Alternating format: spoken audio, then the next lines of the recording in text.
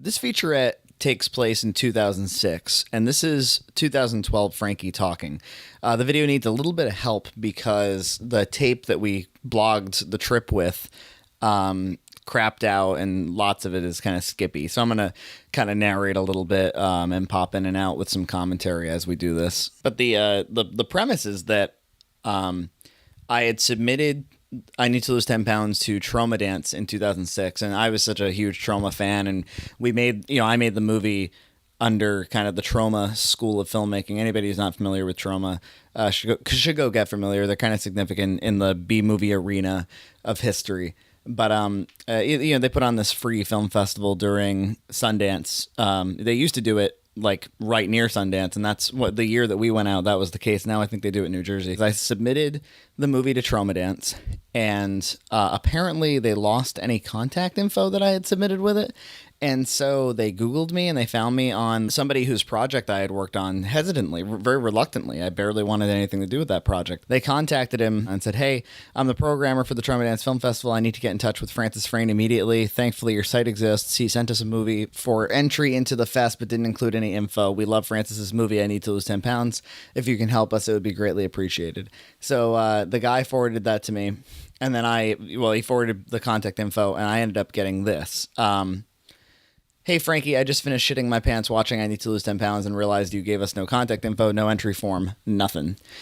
Thank our Lord Christ Almighty, the Savior, he who walks on water and drinks tasty wine, that the Antidote guys," that was the project, was called Antidote, "have a website with your picture on it. They were nice enough to hook me up with your email. I love your fucking movie, and I'm putting it in the festival, so please send the movie description, running time, stills, contact info all through this email.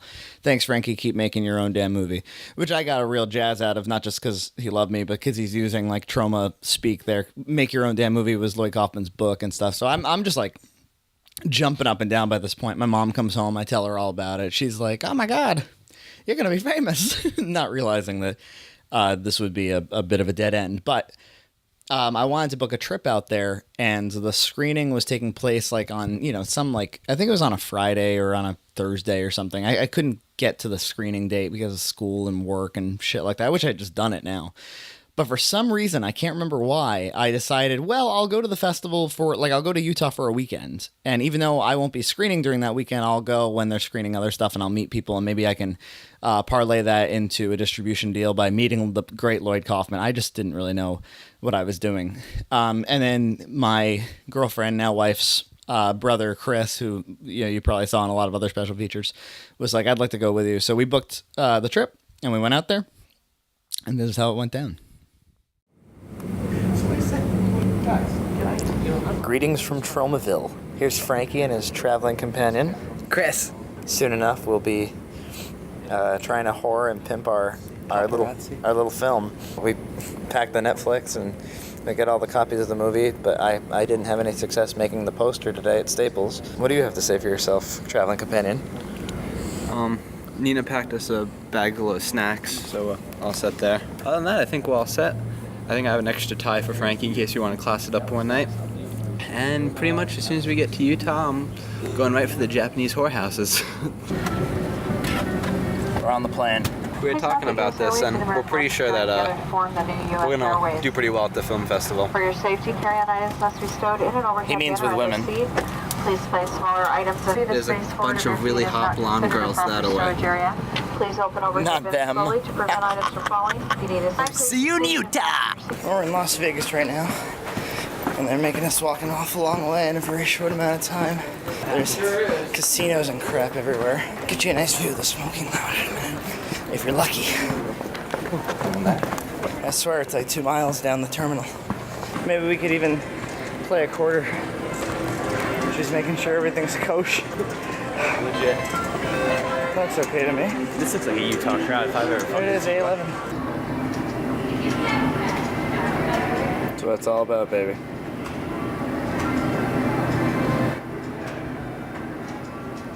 So, we missed our flight last night.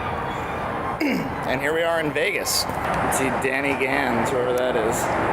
So we're gonna hang out in Vegas for a little while and try to meet up with Lloyd later on. I went out to Vegas last night. Frankie decided to stay in. It was pretty cool. I didn't get laid or nothing, but What'd you buy? a bunch of shit, really. I just kind of wasted my money. I got Frankie this really cool pen, which I'm pretty proud of, and I got Nina a snow globe. Honestly, dude. They're across the J-Way, dude. Oh, man. Well, I need to take these kind of older, Poindexter, fat-looking guys. This is how M&Ms are actually made. They're made in this crazy fucking place. It's not limited to M&Ms either. If you turn around, there's Snickers and all kinds of crap. And she's actually a prostitute at nighttime, the green M&M. Chris and I are seeing a movie tonight.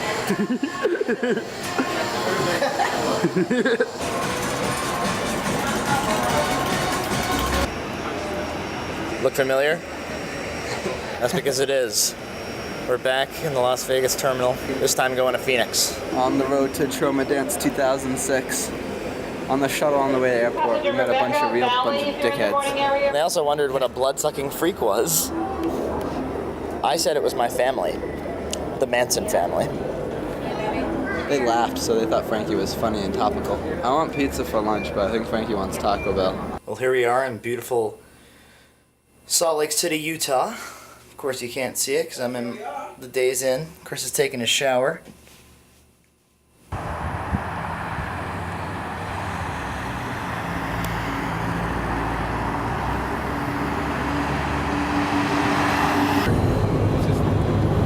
Phenomenon here where you have to get a lot of snow up high, and so We're here, we're queer. They're setting up this beautiful flat panel television.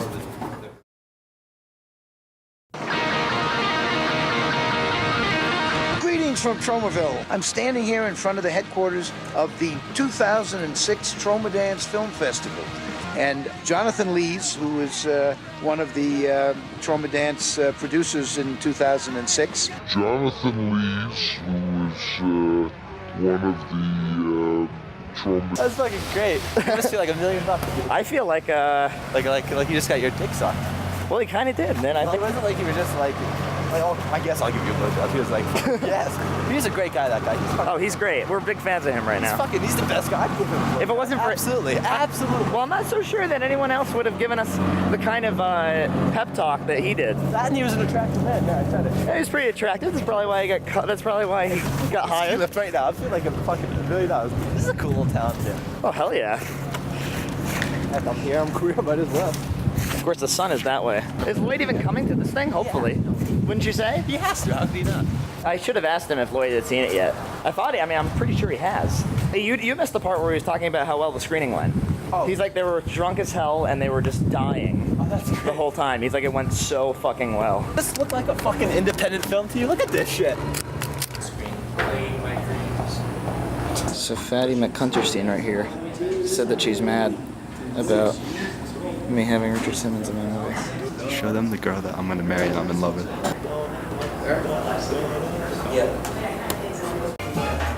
Hey, Torxie! How are you doing? Say hello! When's your film coming? My film played on Tuesday. Oh, It played at Broovies. I'm out of luck. You good. didn't catch it? I need to lose 10 pounds? Told the 20. No, I wasn't in town yet. Oh, okay. Unfortunately. Everyone on the staff purely volunteers. Give a giant fuck you to the Sundance Film Festival. Yeah. We also should thank the sponsors very much. I think Alan and Ben of Rum Bunnies. There's Sean here from deathcamp.com. Camp Death. Campdeath.com, sorry, campdeath.com. Gave us money, therefore we love it. And also thank the wonderful filmmakers who, I think this is the best. Jonathan has curated this, been in charge of the committee before. We're going to have a great panel at 5 o'clock, which will be primarily a Q&A. So this is around the point where the tape is almost unwatchable. The audio just kind of cuts out. So I'm going to talk. It's actually very embarrassing to watch this video. 20-year-old Frankie, while not horribly different from present-day Frankie, was a little naive. He was just really excited that anybody liked his movie and wanted to show it someplace, which is kind of cool to watch.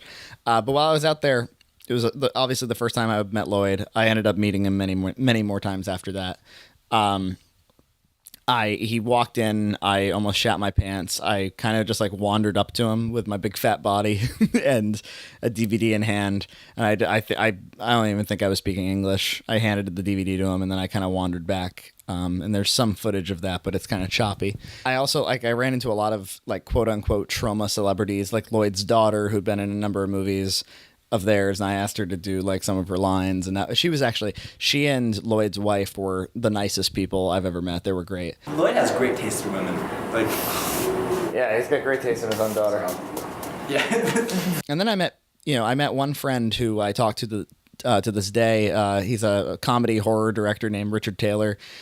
He made he just made a feature actually that's kind of going around called Adam the Amazing Zombie Killer. He's a really nice guy. I remember asking Chris if he thought that I was like being too over the top, like if I seemed too excitable and shit, and like Chris totally cool policed me and told me that I was being too much. He was probably totally right. But I didn't expect that the screening venue was just going to be like a bar with a TV. But it actually kind of worked out. They got a pretty good crowd. They had a panel at one point. I remember asking a question, and I don't. It was probably some asinine question, but the programmer Jonathan Lees stood up and was like, Frankie, you're a really good example of the kind of filmmaking model that we're talking about at this festival. And because of that, it got me a little extra attention with there was a guy from Dragon Con who wanted me to submit, and I think I did, and I never heard back. But it was just kind of nice. It was, a lot of handing out DVDs and whatnot. I also, like a week or two before this, the programmer recommended me for somebody from Salt Lake City Weekly wanted to do a write-up about the festival. And they kind of used my movie as an example of what's going on at the festival. And in that article, I shared print with Lloyd Kaufman, of course, and Tromadance, and Trey Parker. They talked about how Trey and Matt put on their own, backyard festival with Cannibal the Musical. So 20-year-old Frankie was fucking jazzed that he was sharing print with Trey Parker and Lloyd Kaufman, because that's like all I ever wanted to do. Chris was an interesting travel partner. I remember on the plane, Chris gets real kind of, like he's not himself when he's sleepy and when he's asleep. And I remember, like, at one point on the plane, he must have still been asleep, but he was trying desperately to tie his shoelaces. He's like a big guy with big legs. He was like kind of struggling, and I was like, hey, can I help you? And he started like just swearing at me. But the trauma volunteers were, I remember them being kind of snobby. While all the other people were really nice, they were kind of snobby. But some of the movies were really good. There was one called Horror Business, which was kind of a profiling of a lot of, I guess you could call them like kind of pitiful, like horror directors who like nice people, but kind of like bringing their whole families down, which is really akin to, if anybody's seen the movie American Movie with Mark Burchard. And ironically, Mark Burchard is profiled in this movie. So it's the closest thing to a sequel to American Movie. They had one kind of top award for not necessarily the best film, but the Independent Spirit film, which Lloyd, I saw him earlier this year, and he wanted to remind me that it wasn't the best movie. It was the most independent spirited movie. But it was the Kodak Film Award, and I think they gave me something like $1,000 in Kodak Film. And I remember I talked to my friend Doug, and I was like, I don't shoot on film. What should I order? He told me what to order, and then I sold it to some film students and so I got a little bit of money out of it. But that's it, man. It was a good time. But we kind of did it all wrong. With ABO, we would end up screening at Tromadance again, but I didn't go out there. But I keep in touch with the programmer to this day. He's a really great guy.